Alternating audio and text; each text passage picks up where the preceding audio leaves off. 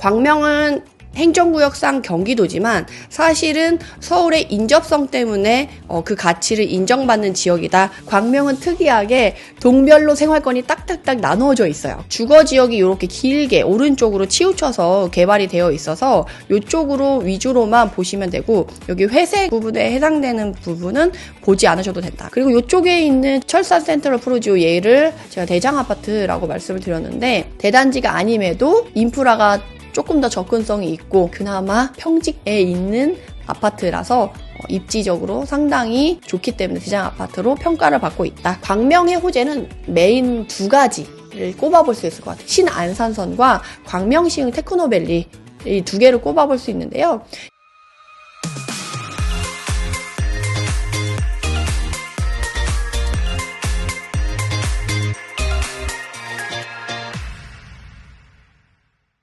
안녕하세요. 부동산을 쉽고 친절하게, 메리테라의 친절한 부동산의 메리테라입니다. 이번 주제는 광명 지역을 대상으로 한번 가볍게 알아보는 시간을 갖도록 하겠습니다. 광명은 어디에 위치해 있나요? 광명은 서울에 인접해 있는 지역이다 라고 우선 머리에 콕 박아두시면 좋을 것 같아요. 그래서 지금 지도를 보시면 아시겠지만 광명이 여기에 있어요. 구로구, 동작구, 관악구, 서초구, 강남구, 심지어 강남구까지의 지리적인 거리가 상당히 가까운 편에 속해 있어요. 그래서 광명은 행정구역상 경기도지만 사실은 서울의 인접성 때문에 그 가치를 인정받는 지역이다 라고 이해를 하시면 되겠습니다.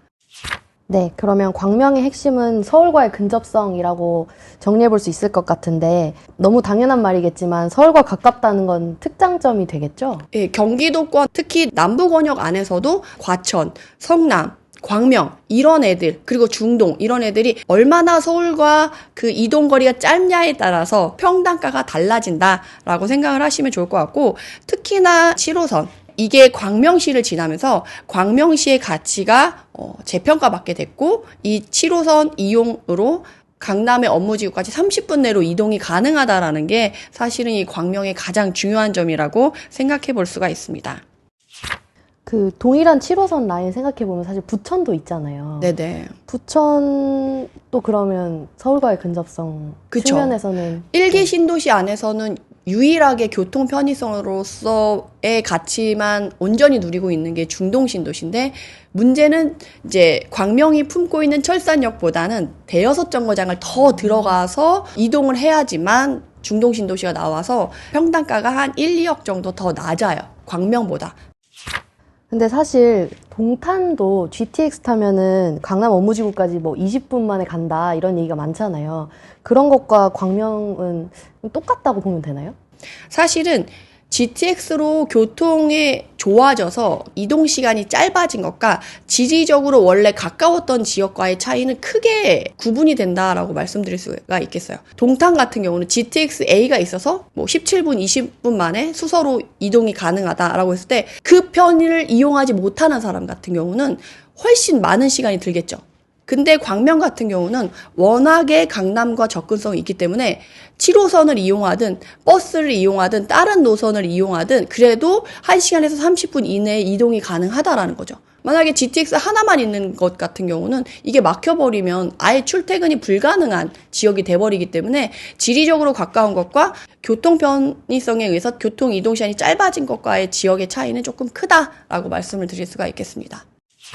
기본적인 걸 수 있는데 그 서울을 중심에 두고 동탄이랑 광명이랑 어느 정도 거리 차인지 지도를 한번 보면 네네. 보시는 분들이 확 와닿을 것 같아서. 강남이 요쪽에 있다라고 하면 광명은 요쪽에 있어요. 지리적인 거리가 요 정도 된다라고 볼 수가 있고, 동탄은 저 밑에 여기 화성시 보이시죠? 화성시 바로 위에 여기 동탄이 있어요. 그럼 여기서 여기까지 이동을 해야 되는 거예요. 그러니까 지리적인 거리로 보면 2배에서 2.5배 정도 된다라고 볼 수가 있겠네요. 직선 거리로 했을 때. 그러면 7호선을 타고 서울 출퇴근이 30분 만에 가능한 지역을 광명의 한 줄로 딱 요약할 수 있을 것 같은데, 광명은 생활권이 어떻게 쪼개져요?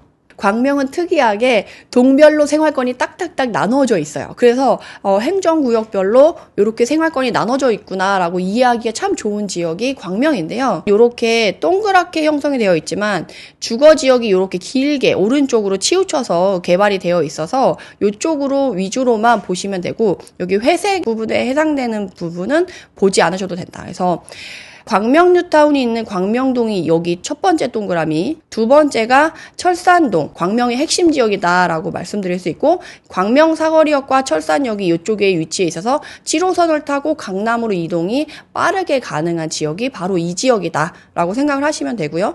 그 다음이 이제 하안동과 소화동인데 하안동과 소화동은 비슷한 지역에 위치해 있지만 하안동은 1990년대 전후로 아파트가 많이 들어섰고 소화동은 2000년대부터 2010년 전후로 아파트가 들어서 20년 정도 차이가 나죠. 그래서 하안동은 20평대 그리고 소화동은 30평대가 메인으로 해서 이렇게 크게 생활권을 형성하고 있는데 이렇게 같이 묶은 이유는 여기에 사는 사람들이 옆에 있는 독산이라던가 금천이라던가 가산 디지털 단지 이쪽으로 출퇴근을 하시는 분들이에요. 그래서 7호선을 굳이 이용하지 않더라도 여기 도로를 이용해서 차로 이동이 편안한 사람들이 그리고 서울로 출퇴근할 때 여기가 광명에서 가성비가 나오는 지역이기 때문에 이쪽을 이렇게 생활권으로 보시면 되고 마지막으로 이번에 광명 역세권 개발로 해서 신축이 많이 들어있는 일직동이 이 가장 신도시 느낌? 사람들이 좋아하는 신축 느낌이 가장 살아있는 지역이 이 일직동 이렇게 해서 4개의 생활권을 구분해서 보시면 여러분들이 좋을 것 같습니다. 일직동이 그 코스트코랑 이케아 있는 곳 맞죠? 맞아요. 사실은 일직동이 광명 역세권 개발, 광명 KTX보다 더 유명한 게 이케아랑 코스트코가 있는 지역으로서 먼저 이름을 날린 지역이다라고 보시면 됩니다. 그러면 그 5개 동네는 어떤 특성과 차이점이 있을까요? 지도를 보시면 바로 이해가 되실 것 같아요. 광명동은 여기 광명사거리역, 이 7호선역을 기준으로 해서 위에 있는 지역과 아래에 있는 지역으로 보시면 좋은데요. 이 광명동은 기본적으로 지금 광명 뉴타운으로 새로 신축으로 들어선 아파트들은 30평대 기준으로 10억 전후로 형성되어 있는 지역이다라고 생각을 하시면 되고 문제는 뭐냐면 기존에 원래 구도심을 뉴타운으로 개발을 한 거라서 아직도 옛날 모습을 좀 많이 갖고 있다라는 거예요. 그래서 지금 광명사거리역에 백화점이 있는데 크로앙스라고 있어요.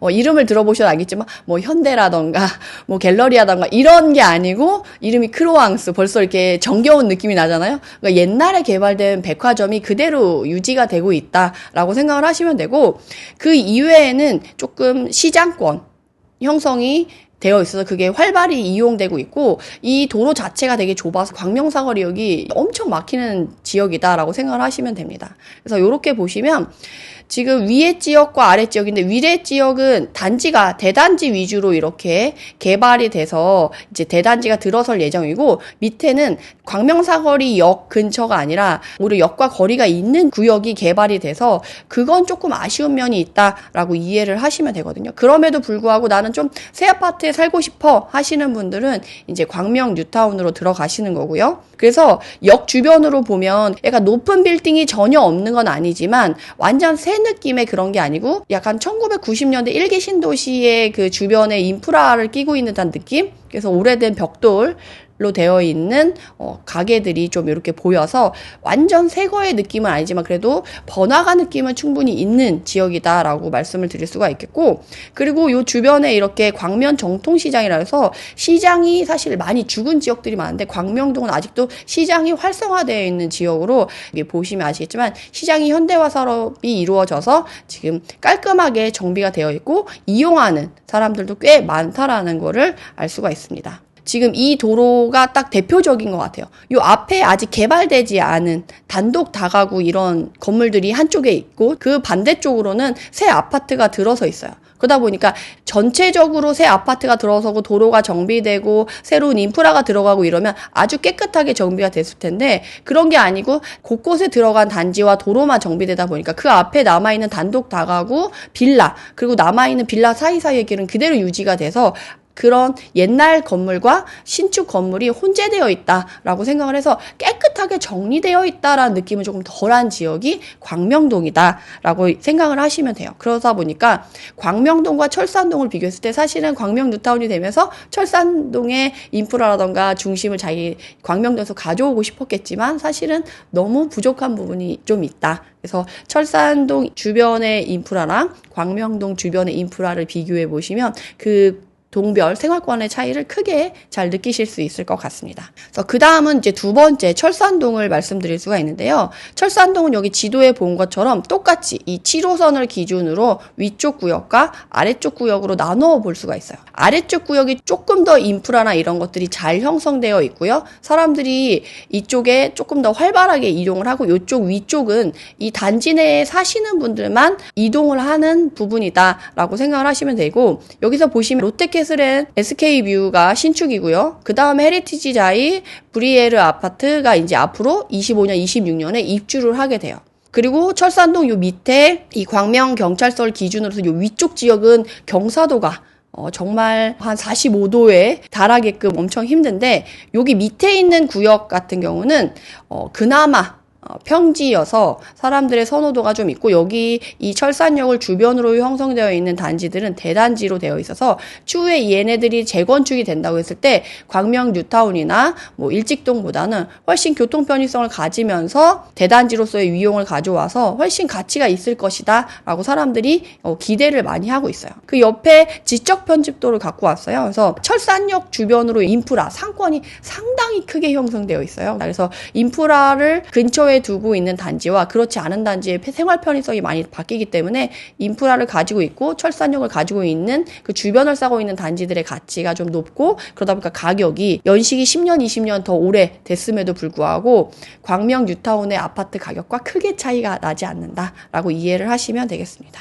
그래서 이 철산역의 주변의 인프라 상권들을 보면 조금 더 빼곡하게 층별로도 아주 구분상가로 쪼개서 밀도가 훨씬 높게 들어가 있다라는 거를 알 수가 있고, 요 밑에 사진을 보면 유흥상권이 이렇게 쭉 잘 형성이 되어 있어가지고 밤에는 불야성처럼 여기 사람들이 엄청 많이 다닌다. 그리고 이 철산역을 기준으로 학원가가 형성되어 있어서 이 단지 사람들이 주로 이용한다. 그래서 대로변에 있는 상권은 학원가고 도로 하나 더 들어간 이면 상권에는 유흥상권이 존재한다. 그래서 학원가랑 유흥상권이 같이 있는 거라서 사실 목동이나 이런 대치동 이런 애들처럼 학군과 학원가를 딱 원하시는 그 주거 만족도를 원하는 사람들한테는 조금 못 미치는 부분이 있어서 사실 광명을 학군 지역이라고 말하지 않는 이유가 여기에 있다라고 이해를 하시면 되겠습니다. 그 다음은 철산동 바로 밑에 있는 지역이 이제 하안동인데요. 여기 이편한 세상 센트레빌 아파트 광명 두산이브 트레지움 얘 같은 경우는 사실은 철산동 생활권이라고 말씀드린 게 더 나을 것 같아요. 그리고 이제 하안의 주공 시리즈 아파트들이 생활권이 이제 하안동 생활권이라고 말씀을 드릴 수가 있겠는데, 여기는 전철역이 없죠. 그렇지만 이쪽을 통해서 여기 대교를 넘어가면 독산역이 바로 있죠. 그래서 이 독산역을 바로 이용하는 사람들이 버스로 이 독산역으로 가서 1호선을 이용하는 사람들이 오히려 많고, 이제 가산이라던가 구로로 이동해서 출퇴근하시는 분들이 주로 거주를 하거나, 이제 서울 출퇴근하지만 광명에서 조금 가성비 있게 거주하고 싶은 20평대는 5억 전후, 30평대는 7억 전후로 거주하고 싶은 분들이 여기에 거주한다라고 생각하시면 되는데, 문제는 뭐냐면 이 하안동은 상권이 여기 딱 가운데 집약되어 있어요. 여기도 뉴코아가 있는데요. 뉴코아의 모양을 보면 이렇게 네모나게 되어 있고 조금 더 오래됐다라는 느낌이 들죠. 1990년대에 아파트가 지어지고 여기 인프라가 없으니까 요 가운데 상권이 이렇게 형성되어 있는데, 여기 지적 편집도를 보면 어때요? 일반 상업지역이 가운데 딱 박혀 있으면서 거기에 몰려 있잖아요. 그래서 거기 안에 인프라가 다 몰려 있다라고 생각을 하시면 되고, 이 뉴코아 바로 옆에 이렇게 학원가도 같이 있어서 유흥상권, 백화점 상권, 학원가가 다 혼재되어 있는 지역이다라고 생각을 하시면 되겠습니다. 그리고 그 다음은 이제 소화동인데요. 소화동은 하안동 바로 밑에 있는 지역이고, 여기는 하안동보다 한 10년에서 20년 정도 이후에 개발된 구역이다라고 생각을 하시면 돼요. 그래서 여기 소화동도 상업지역이 한쪽에 몰려 있어요. 그래서 지금 광명의 특징적인 걸 보시면 아시겠지만 인프라가 단지 사이에 이렇게 쭉 퍼져 있는 게 아니라 다 한쪽에 몰려 있어서 그 인프라를 쉽게 사용하고 학원가라던가 학군이 잘 형성된 지역 위주로 단지의 가치가 좀 평가되는 부분이 있는데, 여기 하안동 같은 경우 이쪽 롯데 하이마트, 이마트가 몰려있는 여기에 상권이 형성되어 있고 여기에 인프라가 다 몰려있다라고 생각하시면 돼요. 소화동은 이렇게 큰데 이쪽에 위에만 이제 주거 지역이 있고 요 밑에 광명 역세권 휴먼시어가 있는데, 여기 소화동 생활권과 이 역세권 휴먼시어 생활권은 분리되어 있다라고 생각을 하시면 돼요. 그래서 버스를 타고 이동하기에도 여기는 서로 교류가 많지 않기 때문에 좀 이동도 불편한 상황이다. 그래서 역세권 휴먼시어 단지들이 모여있는 여기는 일직동의 상권을 이용하고, 이 소화동에 있는 사람들은 여기 상권을 이용하는데, 여기 두 개가 같은 소화동에 속해 있지만 생활권은 전혀 다르다라고 이해를 하시면 되겠습니다. 그래서 소화동의 상권을 보면 10년, 20년 후에 하안동 이후에 개발이 됐기 때문에 아파트랑 상권이 분리되어 있고, 상권 자체도 보면 오밀조밀하게 높은 빌딩 안에 다 들어가 있고, 사실은 이 상권이 채워지는데 좀 시간이 걸렸다라고 이해를 하시면 됩니다. 그래서 소화동 같은 경우 단지랑 상권이랑 분리되어 있다라고 있는데, 소화동의 단지를 보면 이렇게 깔끔하게, 그러니까 하안동은 20평대가 메인이고 소화동은 30평대에서 40평대가 메인이다 보니까 조금 더 그 단지가 오밀조밀하게 모여있지 않고 널찍널찍하고 동간 간격도 넓고 조금 더 여유롭다라는 느낌이 더 든다라고 이해를 하시면 좋을 것 같아요. 그래서 그 다음은 이제 마지막 일직동인데요. 일직동은 KTX를 이용할 수 있다라는 걸 강점으로 해서 그 주변에 업무시설이라던가 문화시설, 그리고 쇼핑센터 이런 것들을 쭉 놓고 중앙대학교 병원도 있잖아요. 그래서 이런 모든 것들을 집약적으로 놓으면서 정말 약간 야심차게 준비한 역세권 개발인데, 생각보다 교통 접근성이 낮아서 KTX를 사용하는 것 자체도 조금 불편함이 있어요. 물론 1호선이 지나가긴 하지만 1호선 중간에서 갈아타서 끝에 살짝 나온 노선이기 때문에 약간 노선을 이용하는데 좀 불편함이 있어요. 그러다 보니까 KTX가 있고 1호선이 있음에도 불구하고 철산역보다는 교통 편의성이 좋다고 평가받지는 못하거든요.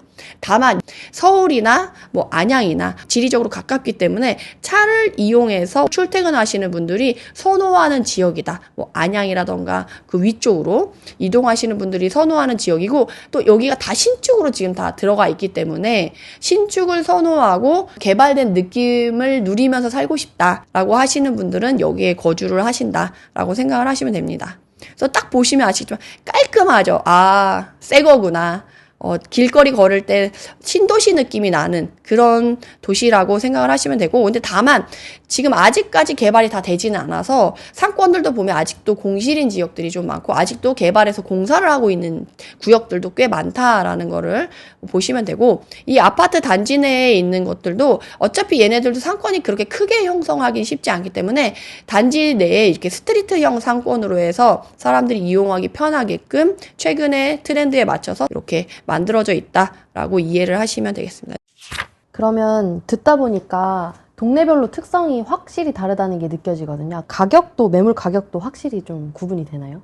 네네. 광명동 같은 경우는 신축 기준으로 30평대가 10억 전후라고 생각을 하시면 되고, 철산동은 철산주공 12, 13단지 같은 경우는 재건축을 기대하고 이제 몸테크를 한다고 하죠. 그런 분들이 10억 아래로 거주를 하시고, 철산동에 있는 신축 SK뷰 같은 경우는 사실은 가격대가 꽤 나가요. 광명 뉴타운의 신축 아파트들이 20평대가 지금 7억대에 지금 나오잖아요. SK뷰 같은 경우는 22년 3월로 얘도 신축급인데 얘는 20평대가 9억이죠. 그러니까 인프라나 역 이용이나 이런 것들이 훨씬 철산역 입지가 우세하기 때문에 같은 신축급인데도 불구하고 2억이라 더 높다는 건 입지가 그만큼 이쪽이 더 강자다라고 생각을 하시면 되고, 그리고 이쪽에 있는 철산 센트럴 프루지오 얘를 제가 대장 아파트라고 말씀을 드렸는데 24평이 얘도 9억 정도가 돼요. 단지가 그렇게 크진 않거든요. 798세대. 아까 SK뷰는 1313세대로 2배 정도 차이가 나잖아요. 2배 좀 안 되게. 대단지가 아님에도 인프라가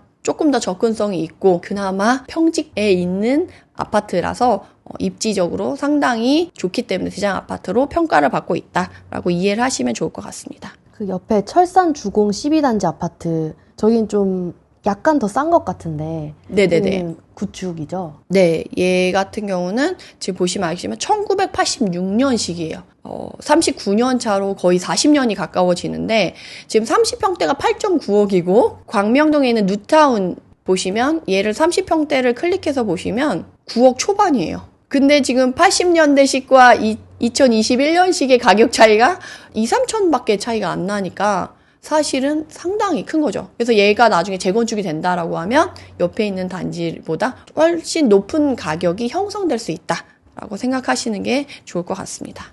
그래서 그 다음에 이제 하안동 같은 경우는 아까 여기 이편한 세상 센트레빌이랑 광명 두산이브 트레지움 얘네들은 하안동에 속해 있지만 생활권은 철산동 이제 외곽 쪽 생활권이라고 생각을 하시면 되고 여기 철망산 근린공원을 기준으로 해서 이제 여기서부터 하안동 생활권이 시작돼서 여기로 뭉쳐진다라고 생각을 하시면 되고 아까 말씀드린 대로 여기 상권을 중심으로 이렇게 퍼져나가는데 이 멀어지면 멀어질수록 가격이 조금 싸져요. 10평대와 20평대가 메인이고 20평대를 보면 5억 전후로 형성되어 있다라는 거를 알 수가 있습니다.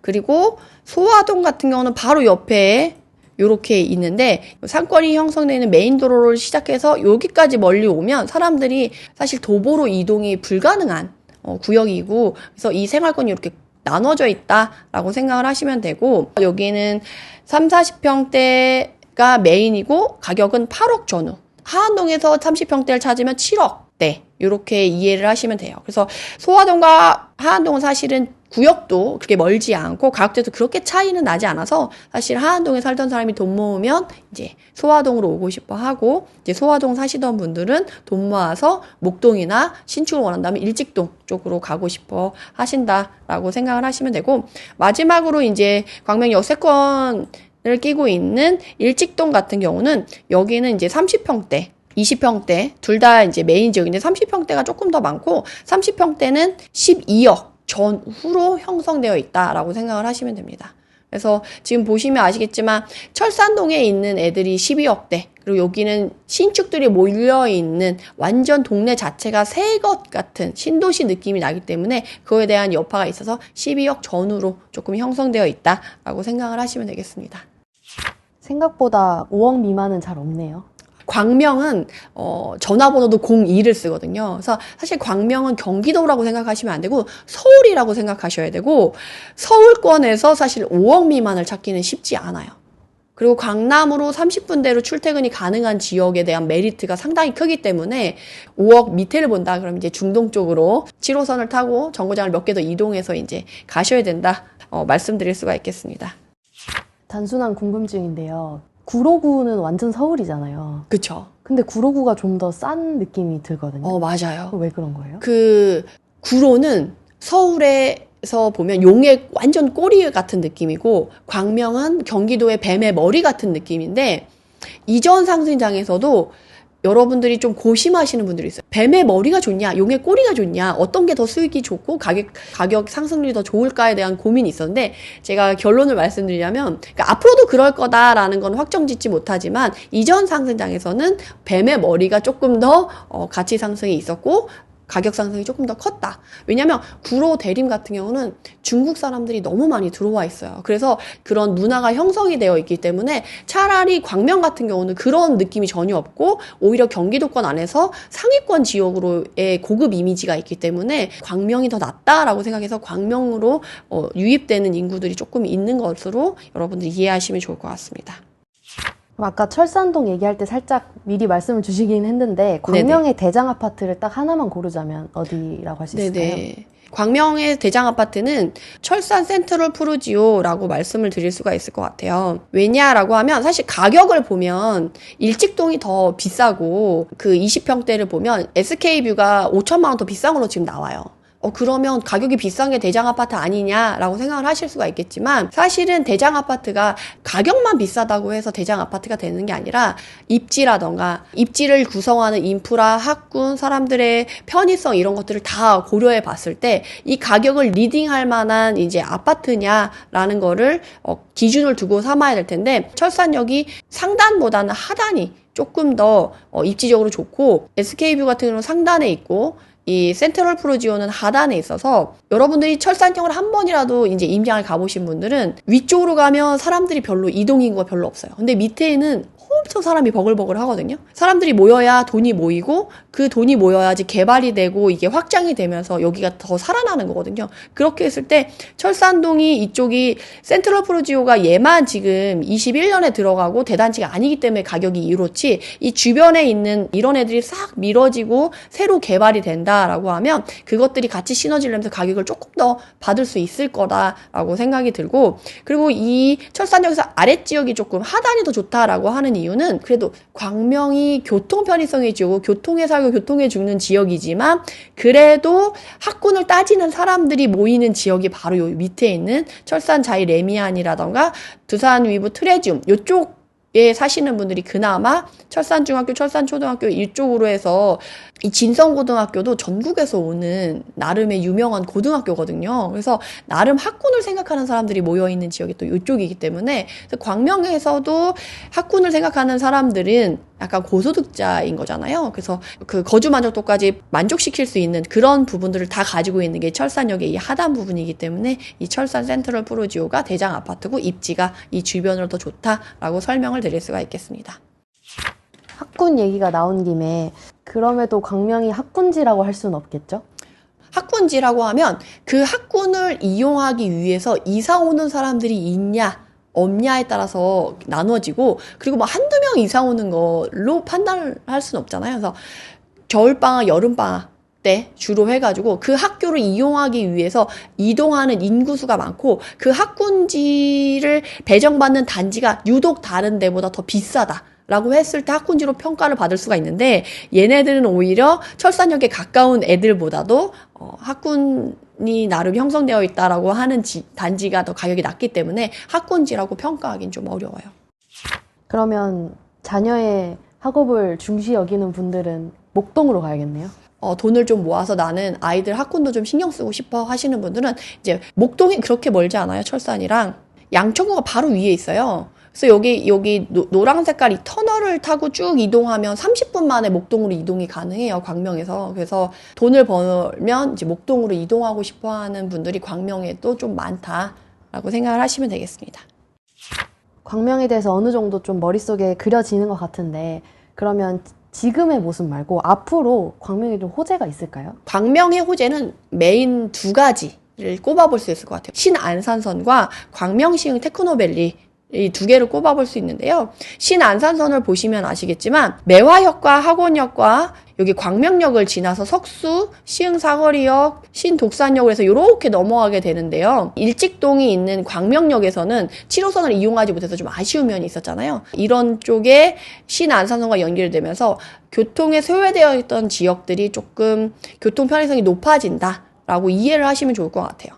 그리고 이거 신안산선은 의미가 있는 게 사실은 경기도권 안에서 서남부권 같은 경우는 교통이 불편해서 개발이 좀 안 되고 소외되었던 지역이에요. 그러면서 신안산선을 개통하면서 이 서남부권을 개발하려는 의지가 반영이 된 거라서 이쪽으로 연결되면서 안산, 시흥 이것뿐만 아니라 서울로 쭉 연결이 되는 거라서 이 서남부권의 가치를 한꺼번에 쫙 끌어올려줄 호재이기 때문에 여러분들이 좀 챙겨보시면 좋을 것 같아요. 광명 안에서 신안산선은 사실 이 일직동에 있는 광명역만 메인으로 보일 수 있겠지만 사실은 다른 안산이라던가 이런 뒤쪽에 있는 서남부권에 있는 지역들을 연결해준다라는 거에 의미가 있기 때문에 만약에 이렇게 연결이 된다라고 하면 광명이 그 뒤에 있는 지역까지 흡수를 할 수가 있는 거예요. 그래서 그 수요를 넓혀준다라는 의미로 보시면 될 것 같고 그 다음에 광명시흥 테크노밸리인데 지금 이 6통 일반산업단지, 첨단산업단지, 학원지구 이렇게 해가지고 주거,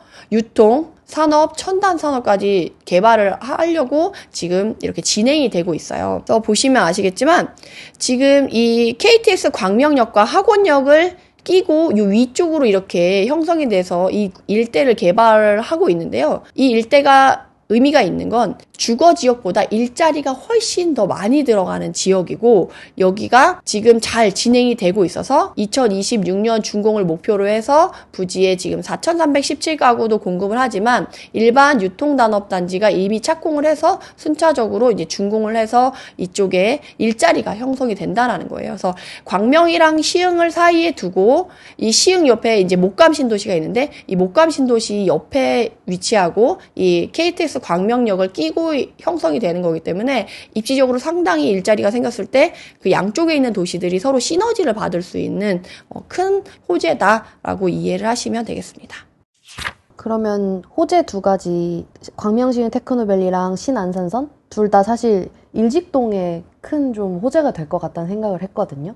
그러면 혹시 철산에서 일직동으로 광명의 중심지 이동할 수 있을까요? 그걸 궁금해하시는 분들이 좀 많으신데 좀 안타까운 건 그럼에도 불구하고 7호선을 이용하는 그 사람들 그리고 강남의 접근성 이런 걸 봤을 때 중심지가 이동하기에는 쉽지 않아요. 게다가 규모 자체가 지금 철산역은 철산역을 기준으로 위아래 상단에 있는 지역 그리고 하안동 그리고 광명동에 있는 사람들까지 쭉 이용을 해서 이 규모 자체가 큰데 일직동은 그 광명 역세권 개발이라고 해서 그 안에 몰려있는 그 구역 하나만으로 규모가 너무 작게 형성되어 있기 때문에 사실은 중심지를 아예 광명의 최대의 핵심 입지 일직동 이렇게 하기에는 조금 부족한 면이 있어요. 인프라라던가 이런 부분의 규모적인 면에서. 그래서 사실은 우리가 서울에서 세종으로 정부 정사가 이동했을 때 이제 세종이 서울을 대체할 수 있을 거다라고 했는데 실질적으로 해보니까 그렇진 않았잖아요. 그런 면에서 아무래도 일직동은 철산의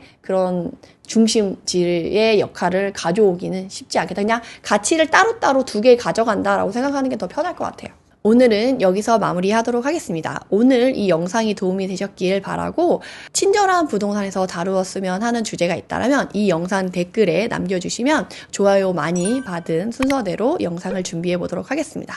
그러면 여기서 이만 마치도록 하겠습니다. 감사합니다.